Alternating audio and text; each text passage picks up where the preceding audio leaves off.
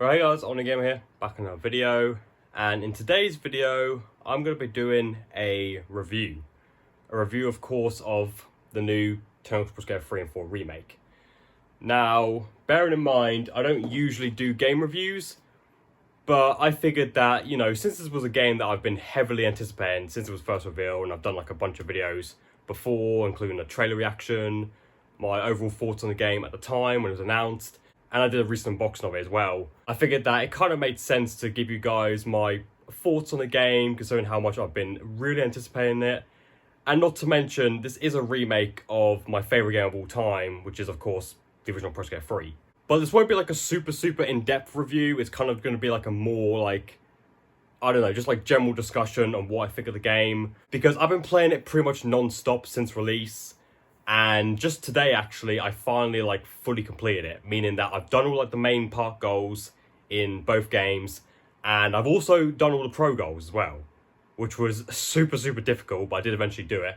And once you do all that, you eventually unlock the solo tours where you get to do like everything all over again, but with the individual skaters. So yeah, so now that I've technically beaten the game, I haven't obviously 100%ed it. I didn't get like all the stat points or the cash icons, none of that. But I've done all the goals at least, so now I figured that it was a good time to finally tell you guys my overall thoughts on the game. So, overall, I really enjoyed it, but it ain't perfect.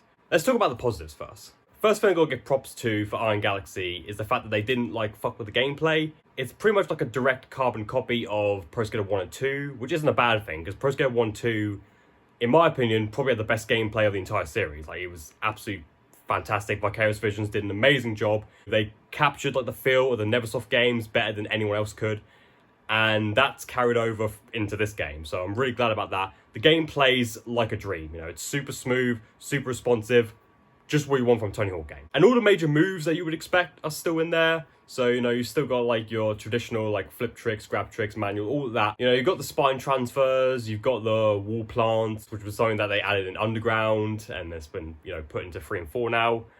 And the major new thing they've added into this one, or the major returning thing, is of course skitching, where you know, get to hang off the back of a moving vehicle for a while. So yeah, skitching returns, and you don't use it all that often, but there's a few goals that require it.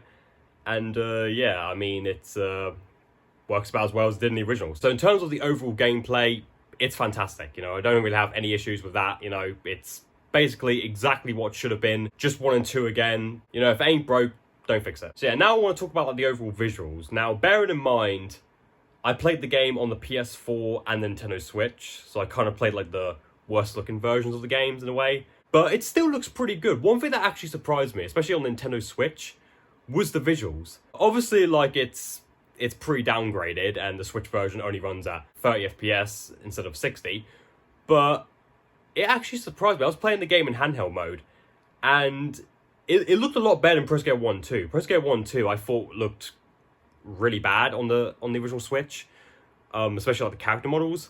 And yeah, there's still like some blurry textures and stuff in the Switch version of this game, but overall, I think it looks a lot better than the Switch version of the first one.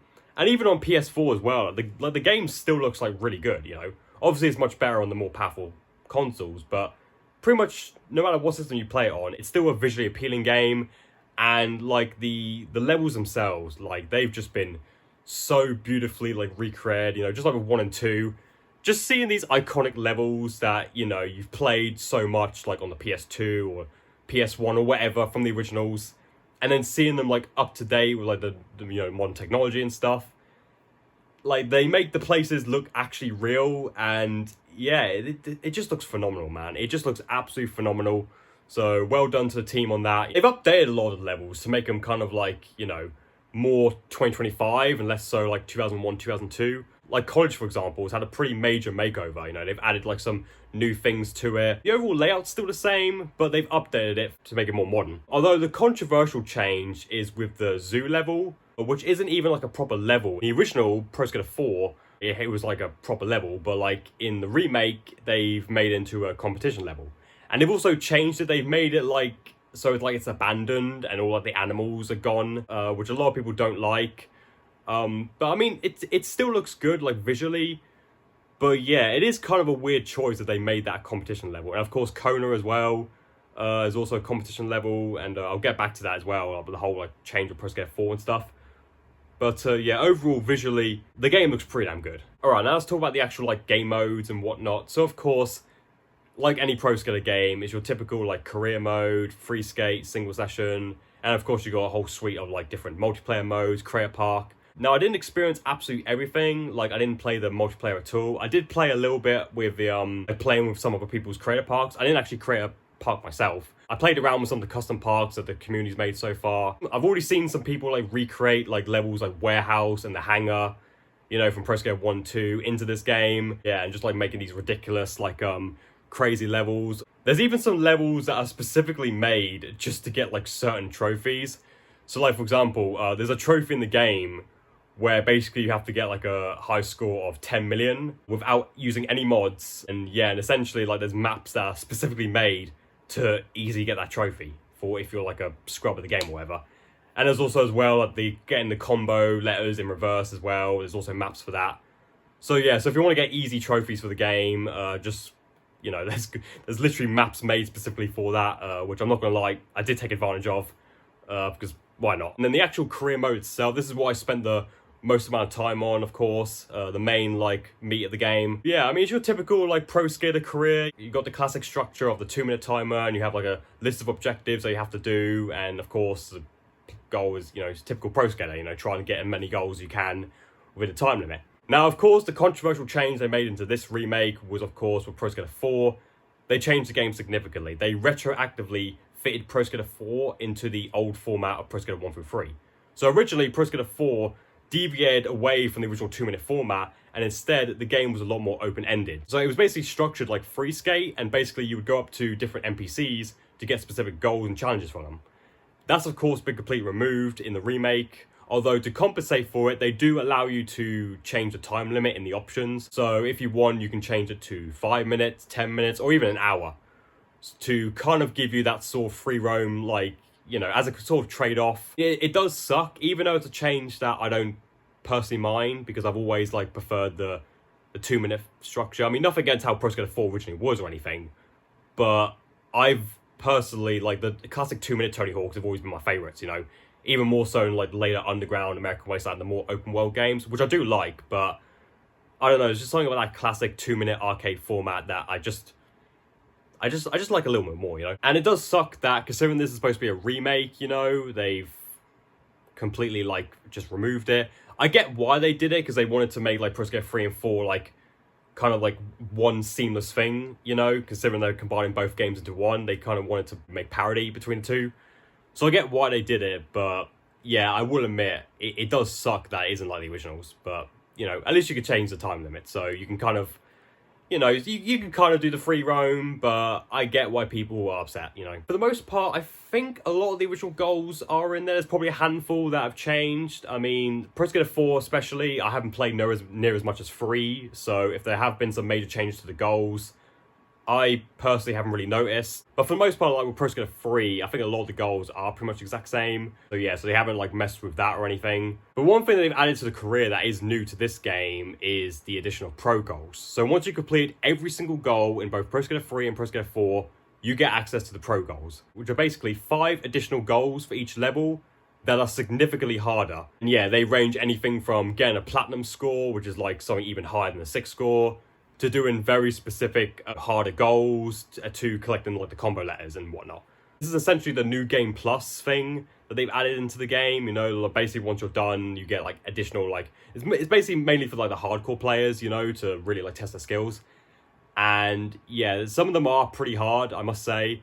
I did have to put on mods for quite a few of them, I'm not gonna lie. Some of the combo letters, some of them are pretty easy, but some are like really ridiculous. Like the one in Los Angeles, I remember, took me several attempts to finally do. I mean, if you're like a really good Tony Hawk player, if you're someone like, you know, who can easily bust out like million+ point combos like it's nothing, you should have no problem. But to be honest, like, even though I'm somewhat decent at the games, but I'm not like amazing at them. And I'm glad that they do still have like the mod feature, which was something that 1 and 2 had as well. So if you're really struggling, you know, you could toggle like perfect manual balance, perfect rail balance, you know, like always special, like stuff like that.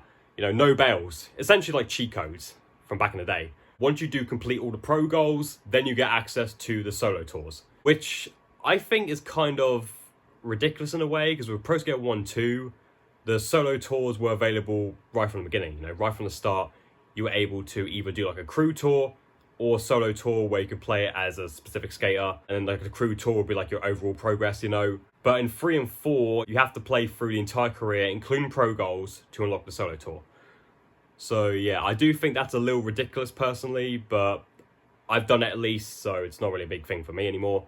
But yeah, just keep that in mind. You have to do like literally every single goal if you want to do like the solo tours. But yeah. All right, now let's quickly talk about like the skater roster. I mean, I won't go too in depth on this, but yeah, it's pretty insane actually. It might be, if I'm not mistaken, like the biggest roster of skaters we've ever had in a Tony Hawk game. It has like the perfect selection. Of course, you've got pretty much all the classic pros that were in the originals. You know, you've got some of the GOATs like Rodney Mullen, Eric Costin, Kareem Campbell, Alyssa Streamer, Chad Musker, you know. And then you've got the skaters that were in 1 and 2, like Lizzie Armano, Tyshawn Jones, Leo Baker, etc.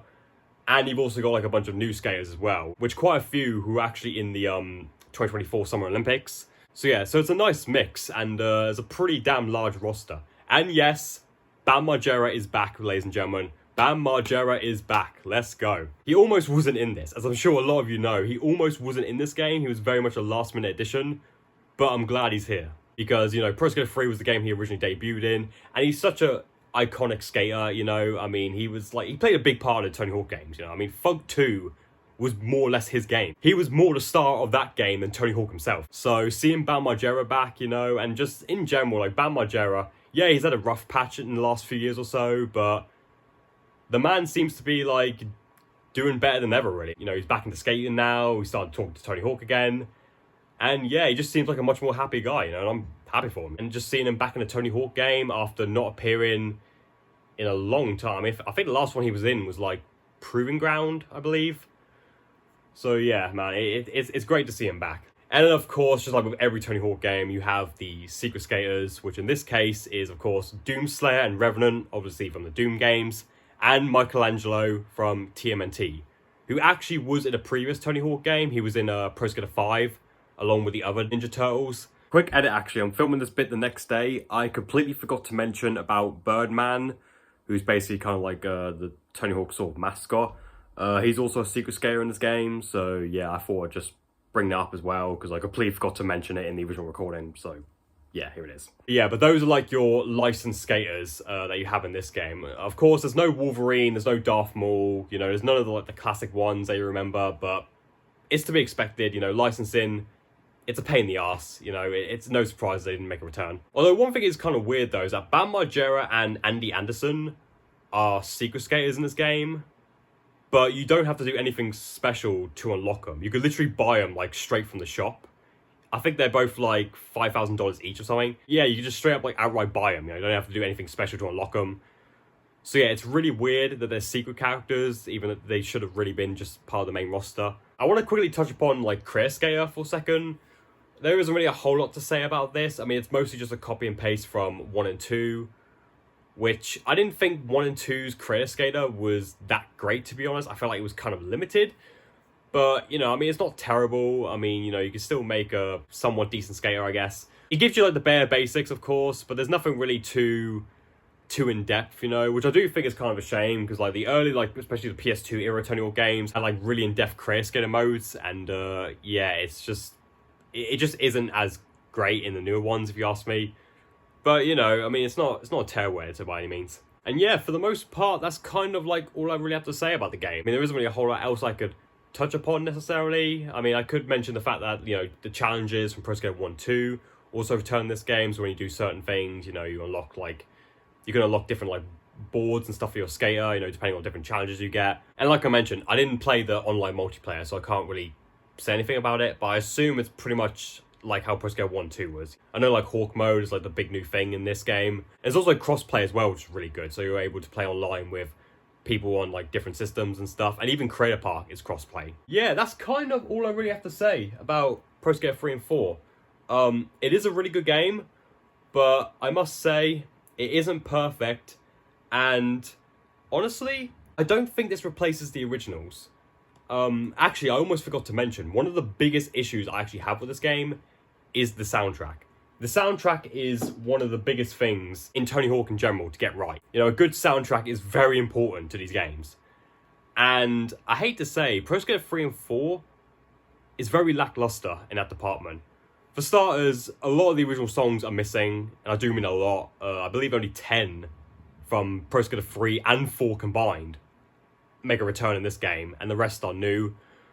And the new songs, they're just kind of hit or miss. I only really like 3 or 4 of them. It really does suck, because Pro Skater 3, I personally think, had the best soundtrack in the entire series, and so many just iconic songs are completely missing. The biggest one for me being Alien Ant Farm's Wish. That was legitimately my favourite song in the original game. And even Alien Ant Farm themselves in an interview said that even they were bummed that they weren't in the new game. The House of Pain song's not in there. The Redman song, Let's Get Dirty, which I fucking loved, is not in there. That really is a shame. I'm not gonna lie. That is one of the biggest criticisms I have with this game, is the soundtrack. It just, especially coming off of 1 and 2. Yeah, 1 and 2 didn't have all the songs either, but it had most of them. It had like pretty much all the iconic songs, all the ones that people know. And the new stuff was pretty decent, you know? And it's just like, I mean, it is what it is. I know you can like turn the sound off and just like play Spotify in the background, you know, and just have like, you know, you can put the original songs on, but it just ain't the same, you know, no pun intended. Real quick, like the performance of the game, for the most part, it's a pretty solid 60 FPS, as long as you're on anything that isn't the original Switch. But I noticed that, I don't know if this was just a PS4 issue, or if there's something that plagues the other versions, but I noticed that there was real bad like screen tearing going on in a lot of the levels. It's most noticeable in like Water Park and Suburbia and stuff, and even Airport, and especially in the career parks. Yeah, there'll just be like real bad screen tearing, like real bad. So I hope that's something that they eventually patch out, but yeah, just something I noticed. But other than that, like the overall performance wasn't really like nothing to complain about, honestly. It was a mostly smooth 60. If you're playing on like the PS5 or Series X or PC or something, you get up to 120 FPS, you know. And of course, the original Switch is locked to 30. Mostly consistent 30 on the original Switch, but there have been a few times I noticed where the frames are dropping. And Tony Hawk is a game that I'm not really a frame rate guy. Like, I'm the type of person who doesn't mind playing games at 30 FPS, but Tony Hawk is one of those games that you definitely need 60 for. I mean, you can do with 30. It is playable, but it's not ideal. It really isn't. 60 just feels right for a game like this, you know, especially with the fast reflexes that you need to master the game. So yeah, so those are kind of like my major gripes I have with it. But overall, I think it's a really good game. Not as good as the originals, I'm going to be honest. As good as this game is, it still doesn't top the originals. I know a lot of people are bummed, especially about Pro Skater 4, you know, not being like how it was originally. But honestly, it's worth a go at least, you know. And if you don't want to buy it, you know, you can always play it on Game Pass. Overall, I really enjoyed it. I don't know, like, if I can give, like, a specific score, like, rate it out of 10. Maybe I'd probably give, like, a 7 or an 8. I mean, it is good, but I'm just going to be honest. I don't think it's as good as the originals, and I especially don't think it's as good as 1 and 2. And I feel like as well, considering this is Iron Galaxy's first attempt at a Tony Hawk game, I mean, they did do the Steam port of Pro Skater 1 and 2, but this is their first real attempt at a Tony Hawk game. I feel like they did a pretty decent job, all things considered. And, yeah, and hopefully we get more games from them, you know? I mean, a lot of people think that Thug 1 and 2 is what they're going to do next. I personally don't think they're going to do it. I feel like logistically and realistically, they're not going to touch Underground. We might get a Pro Skater 6, but who knows? But, yeah, so overall, I like the game, but it isn't perfect. The major thing for me is the soundtrack, and a lot of the stuff as well. They have like censored a few things because there's a lot of like edgy jokes in the originals that they've sanitized. So yeah, so they're not perfect remakes, but the game overall, as an overall package, is still good. But I just don't think it's as good as the originals, and it's kind of hard to top them, you know, because the original Pro Skater 3 and 4 are like some of the best fucking games ever made, you know. It's kind of hard to top perfection. That's my review on Pro Skater 3 and 4.